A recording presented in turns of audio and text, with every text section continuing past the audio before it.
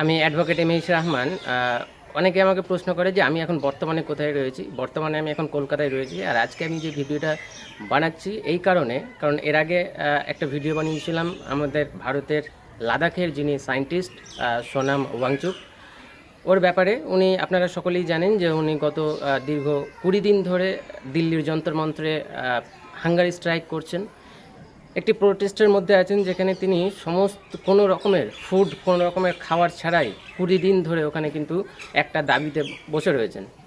দাবিটা কি? দাবিটা হচ্ছে যে ভারতের যে এডুকেশন মিনিস্টার ধর্মেন্দ্র প্রধান, ওনার রেজিগনেশনের দাবিতে এই হাঙ্গারি স্ট্রাইক, এই প্রোটেস্ট চলছে।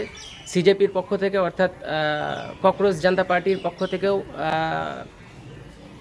অনেকজনই প্রায় সেই ধর্নাতে বা সেই প্রোটেস্টে সামিল হয়ে রয়েছেন দীর্ঘ 1 মাস ধরে।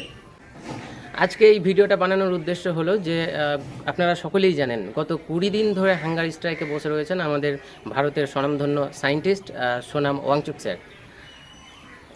গতকাল দিল্লির যিনি কমিশনার ছিলেন ওনার ট্রান্সফার হয় এবং রাতারাতি দিল্লিতে নতুন একজন কমিশনারের অ্যাপয়েন্টমেন্ট হয়। ওনার অ্যাপয়েন্টমেন্টের পরেই আজকে সকালবেলা 7টার সময় জাস্ট 40 মিনিটের ব্যবধানে, 40 মিনিটের মধ্যে সোনাম ওয়াংচুক স্যারকে ওইখান থেকে কিডন্যাপ করে হসপিটালে নিয়ে যাওয়া হলো। কিডন্যাপ আমি কেন বলছি? এই কারণে কিডন্যাপ বলছি কারণ যেই পুলিশ অফিসারগুলো এসেছিল তারা কিন্তু সিভিল ড্রেসে এসেছিল, অর্থাৎ কোনো রকমের তাদের ইউনিফর্ম, পুলিশে ইউনিফর্ম ছিল না। তাদের প্ল্যানিং ছিল জাস্ট 40 মিনিটের মধ্যে এই পুরো প্রোটেস্টটাকে উঠিয়ে ফেলে দেবে।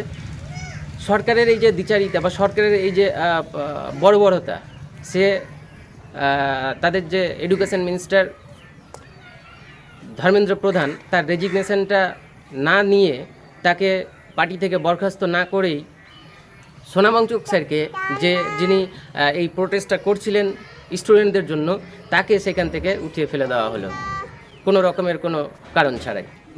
সরকারের এই বর্বরতা, তার এডুকেশন মিনিস্টারকে বহিষ্কার না করে সোনাম ওয়াংচুক স্যারকেই সেখান থেকে উৎখাত করে দেওয়া হলো। কেন উৎখাত করে দেওয়া হলো? কারণ ইনি যে হাঙ্গারি স্ট্রাইকে বসেছিলেন তারপরেও আগামী 20 তারিখ অর্থাৎ সোমবার একটি শান্তিপূর্ণ মিছিল যন্তরমন্তর থেকে পার্লামেন্ট পর্যন্ত একটি শান্তিপূর্ণ মিছিলের ডাক দিয়েছিলেন উনি। সেই মিছিলের ভয়ে সরকার আজকে সিভিল ড্রেসে পুলিশ পাঠিয়ে তাকে সেখান থেকে উৎখাত করে দেওয়া হলো।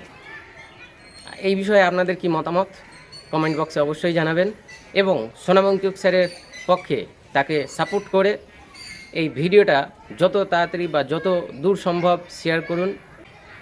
আপনি যন্ত্রমন্ত্রে গিয়ে প্রোটেস্টে সামিল যদি নাও হতে পারেন, তাহলে এই ভিডিওটাকে শেয়ার করার মাধ্যমে আপনি এই প্রোটেস্টে সামিল হতে পারেন।